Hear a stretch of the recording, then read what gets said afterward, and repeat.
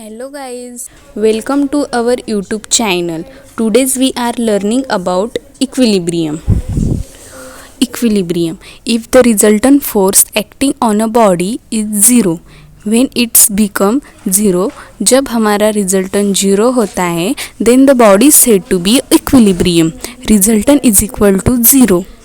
और आर किसी से मिलता है हमें root of summation f x square plus root of summation f y square. Next अगर हम इस चीज़ पर फोकस करें तो इसका मतलब क्या है, कहीं ना कहीं हमें एफ वाई और एफ एक्स भी ज़ीरो होने वाला है. तो उसी से रिलेटेड हमें एक लॉ पता है. वो लॉ है फर्स्ट लॉ ऑफ न्यूटन. वो लॉ है कि a body said to be in a rest or it's said to be a motion until unless any external force applied to stop that state. तो इसका मतलब है अगर कोई बॉडी मूव कर रही है तो वो मूव ही करती रहेंगी. अगर कोई बॉडी रेस्ट पोजीशन में है तो वो रेस्ट पोजीशन में ही रहेंगी जब तक कोई एक्सटर्नल फोर्स रेस्ट पोजीशन में चेंज करने के लिए अप्लाई नहीं होता है, तब तक वो बॉडी रेस्ट पोजीशन में ही रहेंगी. इसका मतलब क्या है guys, the state instantaneous in state a single force which is acting in all other forces to keep the body is equilibrium, and equilibrium is opposite to equal in resultant force and its unit is Newton. If we wants to define the condition of equilibrium of a forces, so it is define the condition of a stability and it is related to the resolution of a forces only. So there are the three condition of equilibrium.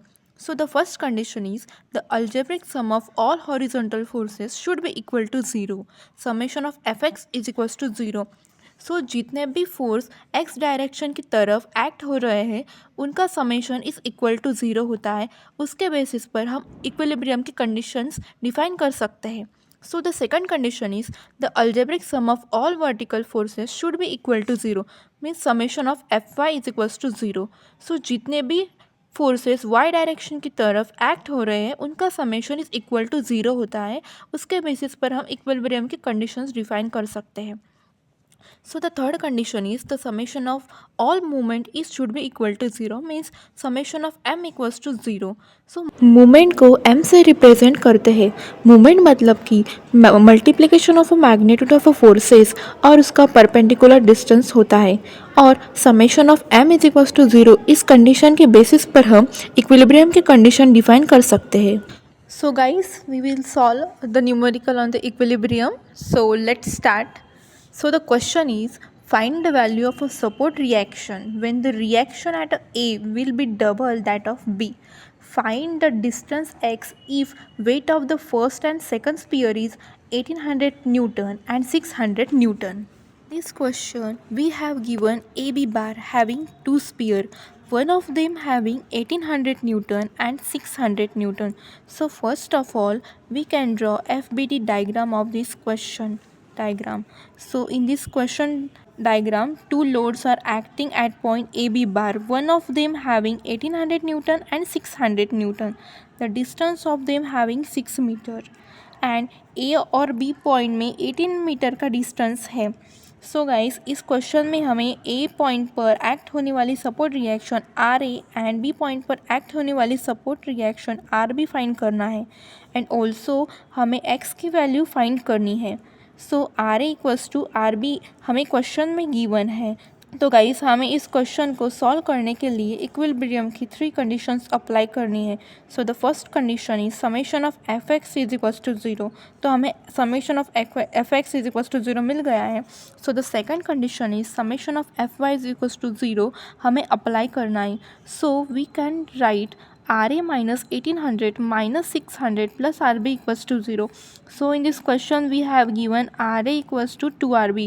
So we can write RA 2RB, RA equals to 2RB. So 2RB minus 2400 plus RB is equals to 0. So 2RB plus RB is 3RB. So we can write 3RB is equals to 2400. Then RB is equals to 2400 divided by 3. So R B equals to 800 newton. तो guys हमें R B की value 800 newton मिल गई है।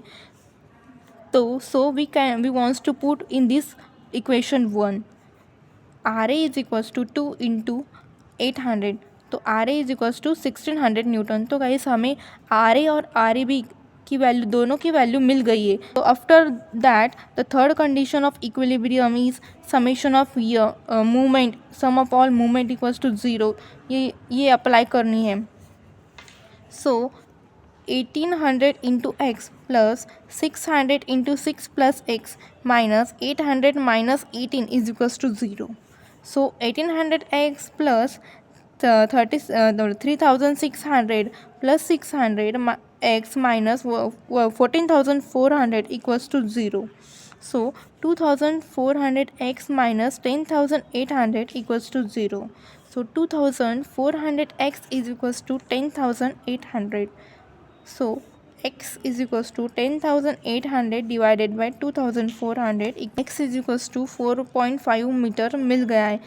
तो guys इस question में हमें आर बी की वैल्यू 800 न्यूटन, आर ए की वैल्यू 1600 न्यूटन एंड एक्स की वैल्यू 4.5 मीटर मिल गई है।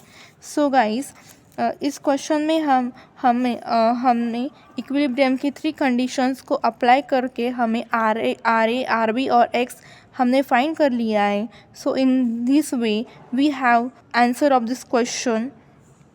सो गाइस वीडियो अच्छा लगा हो तो don't forget to like, share and subscribe to the channel. Stay tune with us guys. Thank you.